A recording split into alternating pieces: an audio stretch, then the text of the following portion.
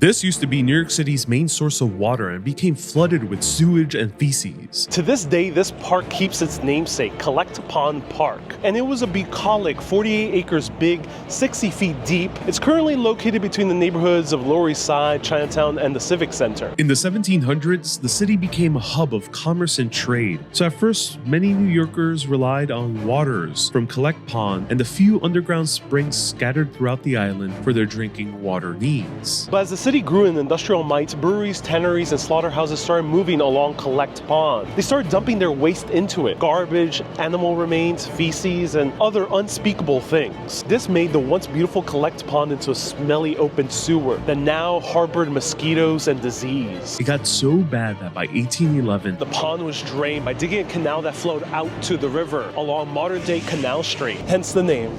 and the land was reclaimed to create more available property for the increasingly cramped city. But the landfill was poorly made. Sewage continued to accumulate, and the streets started sinking. The rich who used to live here fled northward, so Black Americans, the Irish, and Chinese came to make this neighborhood their home. But the poor conditions made this into one of the most notorious neighborhoods in American history, 5 Points.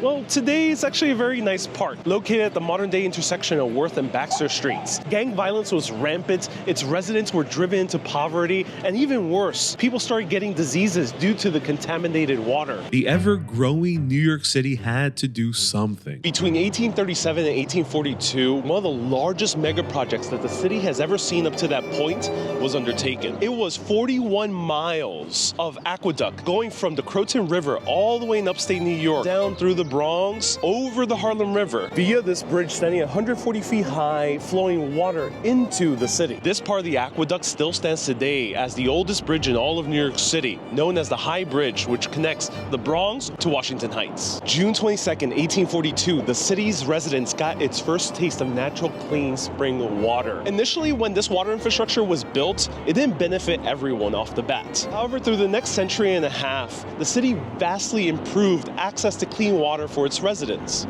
But many other parts of the U.S. aren't so lucky. About half an hour drive away from New York City is the city of Mount Vernon, which has sewage overflowing due to its failing infrastructure. And about 62% of the city's residents are Black. A complete overhaul of the city's water infrastructure will require more than 7 years and millions of dollars. But one of the most infamous examples is Flint, Michigan. Once a glowing beacon of the car industry, recently denied its citizens the right to clean water. 2014, the elected officials came up with an idea. Rather than spending extra money on getting their water supply from the generally clean Detroit River, as they've done for a very long time, they decided to cut costs by switching to the former heavily industrialized Flint River. Immediately, residents started complaining about the foul taste, the putrid smell, and the dark appearance that looked as brown as coffee. More than 100,000 residents were exposed to high lead levels. Even in the mildest cases of lead poisoning, people would vomit, get muscle aches, and experience chronic fatigue. In the worst cases, cognitive function would be impaired, especially in children. About 57% of Flint residents are Black.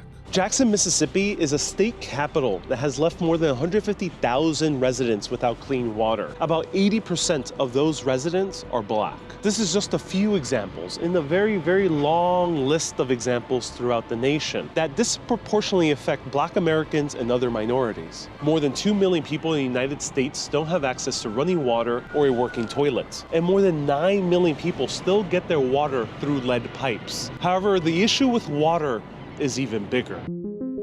1940s, the secretive Manhattan Project developed a chemical compound called PFAS that would extinguish fires better than any substance ever created. After World War II, PFAS were only one of 12,000 chemical compounds that would revolutionize industry.